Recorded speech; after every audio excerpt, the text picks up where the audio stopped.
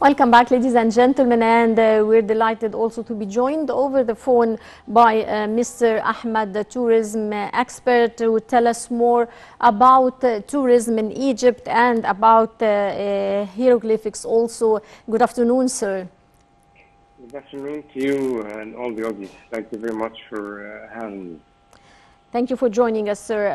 Mr. Ahmed, talking about hieroglyphics and how were they deciphered, life in ancient Egypt had been a mystery for centuries, and only glimpses were known about this world. Now, the Rosetta Stone came, and it was a change or a transformation to know more about this world. How do you see the significance of the Rosetta Stone and the hieroglyphic language?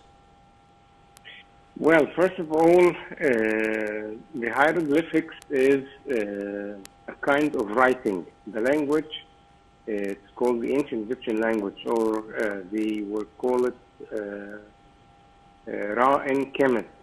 It means the tongue of Kemet, the tongue of Egypt. Yeah. So the hieroglyphics is like nowadays, different. It's a font, it's a kind of font. Mm-hmm. So they were using hieroglyphics. This was the best, or I would say, the gods' font, the font of the gods, the font of the kings. Because they had two other fonts. One was,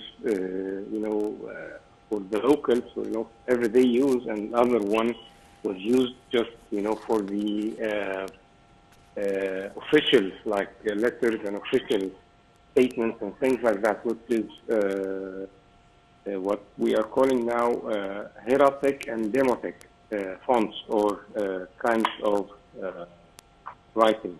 Mm-hmm. So the ancient Egyptian writing, they were not used for hundreds of years. The last recorded time the hieroglyphics was used, it was the year around year 340 AD.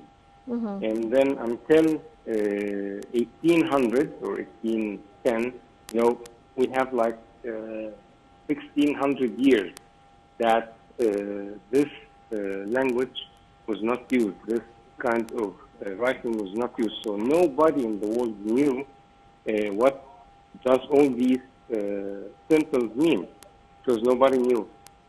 On the other hand, the language itself, in the spoken language, what we have now is the Coptic language, the language that is used until today in the Egyptian churches.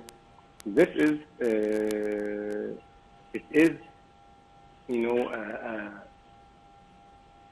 similar or not similar. It is the continuous of the ancient Egyptian language. So what is being, what they are saying in the churches right now is more or less what our grandfathers used to, the way they used to speak. So, but we're talking about the writing itself. So discovering the Rosetta Stone and knowing what these symbols mean, it took like almost 20 years to be known about, what these symbols mean. So of course that opened, I'd say, opened the doors to unlimited knowledge about our history, the Egyptian history, the Egyptian knowledge, the Egyptian science. That's why Egypt is the only country in the world that has a science with its name called Egyptology, because the ancient Egyptian civilization is way much bigger than we all think. Mm-hmm. Even the history of Egypt goes back to thousands of years, even before King Nina, the one who unified the two Egypts. And that was about 3,000 years before Christ. So Egyptian civilization is much older than we even think, and there's still more and more and more to discover, more and more and more more to know about them, about their daily life, about their religion, about their science, about their technology, how they built all these wonders, all these amazing buildings and temples and pyramids and mummification. You know, it's a civilization full of secrets that we still have more and more to discover and to unveil. Yeah. Well, I would like to thank you very much, Mr. Ahmed Badr, tourism expert. Many thanks for your insight, sir. And dear viewers, that brings us to the end of this edition of Cairo Local Time. Many thanks for watching and stay tuned for more coming up here on Now TV International.